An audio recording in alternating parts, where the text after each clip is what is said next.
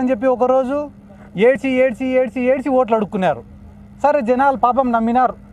ఏంద్రా ఇంత ఏడుస్తున్నారు, 80 ఏళ్ళ వయసులో చంద్రబాబు ఏడుస్తున్నాడు, అమ్మ యాపొద్దు ఇంట్లో నుంచి బయటికి రాని ఆడమ్మ బయటకు వచ్చి ఏడుస్తుంది, ఈ పవన్ కళ్యాణ్ అంటే ఎప్పుడు ఏడుస్తాడులే. వీళ్ళు ఏడ్చి ఏడ్చి ఏడ్చి ఓట్లు అడుక్కున్నారు, ఓట్లు సంపాదించుకున్నారు. ఇప్పుడైనా పరిపాలన పైన దృష్టి పెట్టచ్చు కదా. ఇప్పటికి 10 నెలలు అయింది. ఒరే అమ్మఒడి పథకం ఏమైందిరా, తల్లికి వందనం ఏమైందిరా అంటే వల్లభనేని వంశీ మా వాళ్ళని తిట్టినాడంట.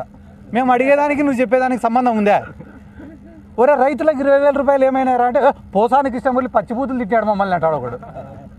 ఒరే రేపు ఎల్లుండో మళ్ళీ అదేందిరా సిలిండర్లు ఏమైనారా అంటే ఆడదామా అంతలో 400 కోట్లు పోయినాయంటాడు.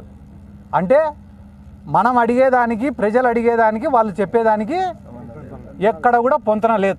మీరు రాసి పెట్టుకోండి, ఇంకొక 4 ఏళ్ళైనా కూడా ఇవే బీద ఏడుపులు ఉంటాయి తప్ప ఈ రాష్ట్ర ప్రజలకు వాళ్ళు చేసేదంటూ ఏముండదు. ఈ రాష్ట్ర ప్రజలు కూడా ఏం చేశారు మొన్న ఎలక్షన్లలో, మేము పోయి అమ్మ వైసీపీకి ఓటేయండి అమ్మా అంటే ఏసం పోనైనా వైసీపీకే అన్నారు తప్ప ఎవరు మమ్మల్ని వ్యతిరేకించలే, మాకేం ఎదురు చెప్పలే, మమ్మల్ని తిట్టను కూడా తిట్టలే ఓడు. కానీ టీడీపీ వాళ్ళకి చెప్తానన్న ఆయన, మీరు జనాలలోకి ఈసారి పోయి ఓట్లు అడిగితే చీపుర్లు చెప్పులు రెడీగా ఉన్నాయి.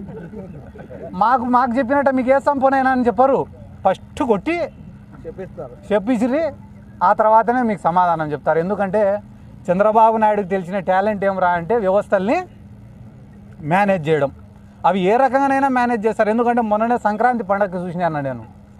సంక్రాంతి పండగకి హైదరాబాద్ నుంచి ఈ రాష్ట్రంలో పక్క రాష్ట్రంలో అందరు వచ్చి ఈడ ఏంటివి అవి కోడి పందాలు, ఇసుపెటాకులు, 100 కోట్ల బెట్టింగులు చేసిపోతే పొద్దున్నే ఆర్టికల్స్ ఏం రాసినారు తెలుసా మీ టీవీ ఛానల్ వాళ్ళందరూ కూడా?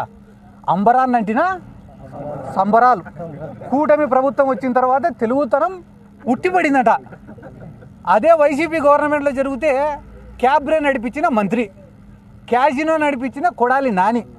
ఇవేనా మీరు రాసిన హెడ్డింగులు? అంటే వ్యవస్థని మేనేజ్ చేస్తే ఒక రకంగా,